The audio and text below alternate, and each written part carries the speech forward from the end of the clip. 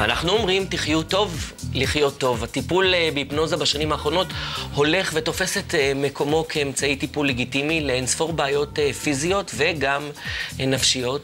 כעת מסתבר שאפשר גם לטפל בילדים בהיפנוזה לתופעות רבות במקומות בהם הטיפול התרופתי נכשל. שלום לדוקטור אמיר לאור, מומחה ברפואת ילדים. שלום, בוקר טוב. מה זה אומר היפנוזה לילדים? לפני שמדברים על ילדים, אני קודם כל חייב לתת לך משהו מהילדים שלי, מגיא ויולי, אחרת אני לא יכול לחזור הביתה. תודה רבה.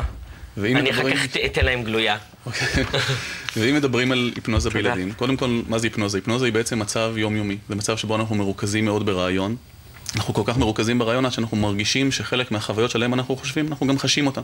למשל, אמא שמאכילה תינוק עם כפית, מקרבת את הכפית לתינוק ופותחת את הפה. נכון, פותחת את הרדיטה. מישהו שמדברים על קינים מתחיל לגרד בראש. אפשר לנצל את התחושות האלה ואת החוויות האלה, את המצב הזה גם בטיפול שהוא טיפול רפואי. בילדים למשל, בעיות רפואיות שונות שלא תמיד נענות לטיפול תרופתי, כמו הרטבת לילה, טיקים, גמגום, מריטת שיער, פחד ממחטים, מעי רגיז, בעיות רפואיות שונות שלא תמיד אפשר לטפל בהן, אלא כן מדובר בטיפול תרופתי, ממושך וקשה. אבל טיקים מטפלים בטיפול תרופתי, לא? נכון, אבל אפשר גם להימנע מזה. צריך לזכור שהטיפול התרופתי הוא טיפול שיש לו הרבה תופעות לוואי, החל מישנוניות, עייפות, תיאבון ירוד, ואפשר בעזרת היפנוזה גם לקצר את המהלך של הטיפול, זאת אומרת, תוך מספר פגישות מועט, או להפחית את רמת הטיקים או להעלים אותם לחלוטין. בוא תסביר קודם כל מה זה טיקים, שאנשים הצופים בבית ידעו. אוקיי, טיקים הם בעצם תנועות שהן כביכול לא רצוניות, אני אומר כביכול, אני מיד אסביר למה, שיכולות להתבטא או בתנועות מהירות, בפנים בעיקר, אביטות בעיניים, בלסתות, אבל גם טיקים קוליים, כמו למשל שיעול. שזה כל הזמן...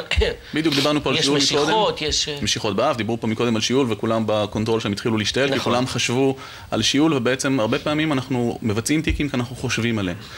חלק מהסיבות, כיוון שהסיבות הברורות לטיקים לא ידועות, חלק חושבים שמדובר בבעיה נוירולוגית, בעיות בכל מיני נוירוטרנסמיטורים וכולי, אבל גם בעיות שקשורות למצבים של לחץ, מצבים התנהגותיים. ילדים מחכים הרבה פעמים, כמו שילד לומד לעשות תנועות מסוימות מההורים שלו, כי הן תנועות נכונות, הוא גם לומד תנועות לא נכונות, לפעמים הוא מחכה.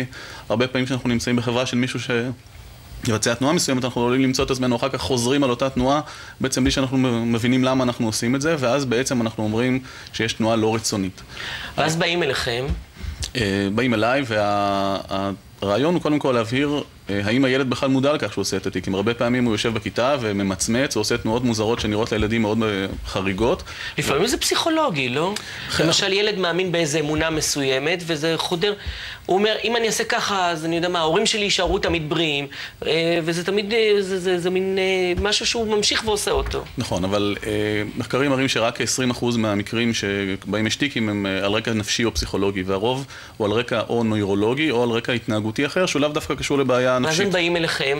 הרעיון הוא קודם כל, כמו שאמרתי, להבהיר עם הילד מה הטיק מסמל בשבילו, האם זה כואב לו, האם הוא מודע לכך שהוא עושה את הטיק.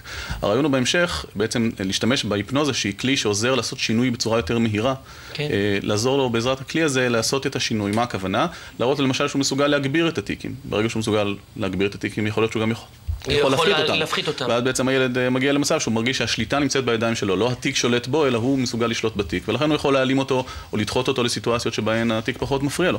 תודה רבה, דוקטור עמית לאור. אנחנו לא מיצינו, יש לנו עוד הרבה מה לדבר על זה, אתה עוד תבוא, אבל אנחנו חייבים לצאת להפסקת פרסומות, כבר חוזרים.